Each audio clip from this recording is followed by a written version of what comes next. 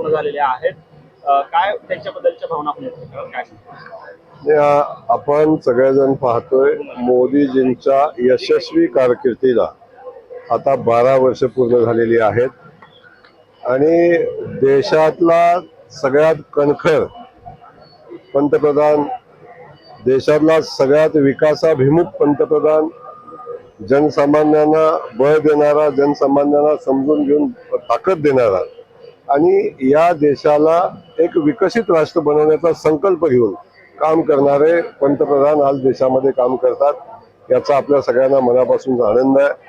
आज आम्ही सगळेजण सिद्धरामेश्वराचं दर्शन घेतलं मोदीजींच्या यशस्वी कारकिर्दीच्या अनुषंगानं आणि सिद्धरामेश्वराला साकडं घातलं की मोदीजींच्या उर्वरित आणि भविष्यातल्या कालखंडासाठी सिद्धरामेश्वरानं मोदीजींना आशीर्वाद द्यावेत आणि हा देश आणखीन मजबूत करण्याची ताकद सिद्धरामेश्वरानं मोदीजींना द्यावी, अशा पद्धतीचं साकडं आम्ही सगळ्यांनी मिळून सिद्धरामेश्वराला घातलेलं आहे.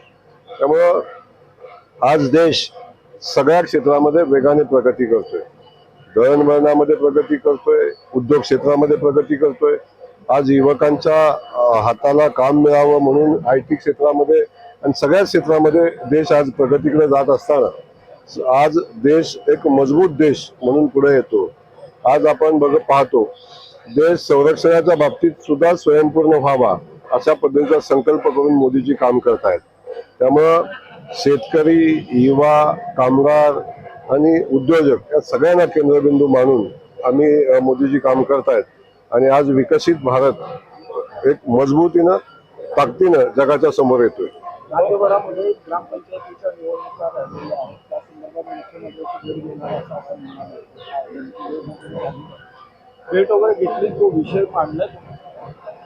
तो ग्रामपंचायतीच्या निवडणुकीच्या संदर्भात आपण जी भूमिका विचारलेली आहे, आम्ही लवकरच ग्रामपंचायतीच्या निवडणुका आपण घेतोय आणि त्या अनुषंगाने पुढची कारवाई आपण करू आणि सगळ्या ग्रामपंचायतीला लवकरच लोकनियुक्त बॉडी आपण देण्याचा प्रयत्न करू. धैर्यशील मोहिते पाटील असं म्हणतात की जयकुमार गोरे हे पालकमंत्री आहेत की पोस्टमन आहेत, या संदर्भात त्यांनी स्पष्ट करावं. काय उत्तर असतं? ते काय म्हणतात आणि मी त्यांना अन्सरेबल नाही. त्यांना मला प्रश्न विचारायचा अधिकार आहे का नाही माहिती नाही, परंतु मी सामान्य जनतेचा पोस्टमन आहे आणि तो पोस्टमन म्हणून घ्यायला मला लाज वाटत नाही. सामान्य माणसाचे प्रश्न घेणं, समजून घेणं, ते सरकारजवळ जाणं, सरकारकडून ते सोडवून घेणं ही जबाबदारी माझी आहे आणि ही भूमिका पोस्टमनच्या स्वरूपात करेन, आमदारच्या स्वरूपात करेन, मंत्र्याच्या स्वरूपात करेन, पालकमंत्र्याच्या स्वरूपात करेन. मी माझी भूमिका करत असताना आम्ही सामान्य माणसाच्या हिताची, सामान्य माणसाचा प्रश्न सोडवण्याची भूमिका नक्की करत असताना मला पोस्टमनाची भूमिका मिळाली तरी मला वाईट वाटायचं काम नाही. हो, विधान परिषदेच्या निवडणुकीचा 8 दिवसांचा कालावधी शिल्लक राहिलेला आहे. अशा पद्धतीने जिल्ह्यात तयारी सुरू आहे. ऑलरेडी एक विषय आहे की आम्हाला तयारी करायची खूप काही आवश्यकता नाही. आमच्याकडे विजयासाठी लागणारं मतदान ऑलरेडी भारतीय जनता पक्ष म्हणून आहे. आम्ही महायुती म्हणून एकत्र लढतोय, महायुती म्हणून आम्ही एकत्र आलो. मला नाही वाटत पुढे काय शिल्लक राहते. तरी सुद्धा आमचा संकल्प आहे की आम्ही 500 पार जाण्याचा आमचा संकल्प आहे आणि 500च्या पुढे आम्ही मतदान घेऊ आणि आमचा उमेदवार खूप मोठ्या फरकानं निवडून येईल हे सांगताना मला म्हणजे अडचण नाही. माळशी रस्ता तालुका विकास आघाडी या 2 आघाडी आहेत. त्याच्यामुळे सोलापूर शहरात नगरसेवकाचा मूल्य कमी घेतलं आहे. काय सांगोला आणि माळशिरस तालुका विकास आघाडीमुळे जो काही मतदार संख्या आहे किंवा जे काही पाठबळ आहे त्याच्यामुळे सोलापूर महानगरपालिकेच्या नगरसेवकाचं मूल्य कमी होत आहे असं तुमच्या मानसिकतेला दिसतं. तुमची मानसिकता बदलली तर हे मूल्य कमी होणार नाही. तुम्ही बदललेल्या मानसिकतेचा प्रश्न विचारताय.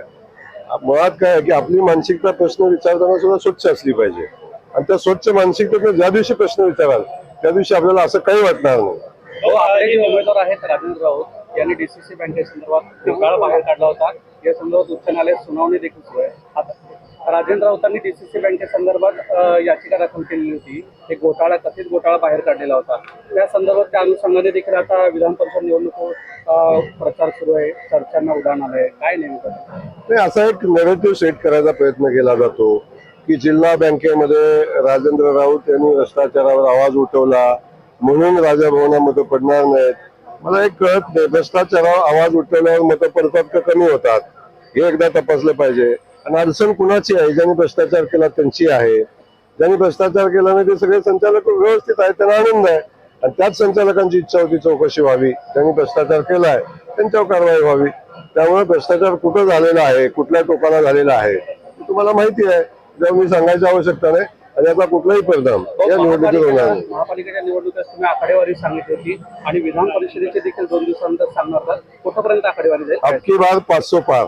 हो, ही निवडणूक बिनविरोध झाली नाही, कारण काही लोकांनी प्रेस्टिज इगो आणि इगो इश्यू केला म्हणून निवडणूक झाल्याचं मोहिते पाटील म्हणता आहेत. काय या संदर्भातलं आपली मुळात मी मगाशी आपल्याला सांगितलं की तुम्ही जे नाव घेता ते नाव मी कधीच घेत नाही आणि मला अजून आवश्यकता भासली नाही. मी जेव्हापासून पालकमंत्री झालो त्यामुळं मला कधी आवश्यकता भासली नाही आणि मला आजही वाटत नाही. त्यामुळे कोण काय म्हणतं हा विषय वेगळा आहे, परंतु ही निवडणूक आम्हाला विचारलं असतं तर बिनविरोध झाली असती, आमच्याकडे आले असते तर बिनविरोध झाली असती, आमचं दर्शन घेतलं असतं तर बिनविरोध झाली असती. आता दर्शन घ्यायचे दिवस संपलेले आहेत. आता स्वतःचं अस्तित्व शिल्लक राहावं किंवा आमच्याशिवाय काय घडत नाही हे दाखवण्याचा जो प्रयत्न आहे तो आता मोडीत निघेल आणि ही निवडणूक ही त्याला उत्तर असेल.